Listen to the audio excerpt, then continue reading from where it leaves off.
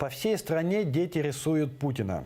Принять участие в конкурсе можно за 400 рублей. Российские школьники-детсадовцы рисуют портреты президента Владимира Путина. Конкурс проходит в агитационный период, а итоги подведут в день выборов, 18 марта. Каждому участнику будут выдаваться значки с Путиным и триколором, а работы победителей увеличат, оформят на твердой поверхности и отправят в администрацию президента. За участие в конкурсе необходимо внести взнос по 400 рублей за рисунок. Не просто так надо рисовать Путина. Путина можно рисовать только за деньги.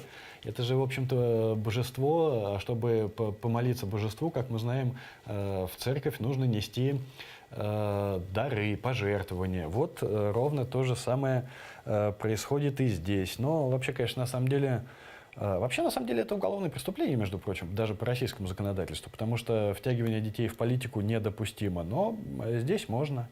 Вот в детском саду детей заставляют рисовать Путина. Я помню по своей молодости всю ту же самую ахинею с Брежневым, как мы клялись в любви Брежневу, и там тоже что-то и Брежнева рисовали, и КПСС, и какие-то там демонстрации. Я все никак не мог понять. Я был тогда ребенком, я все никак не мог понять.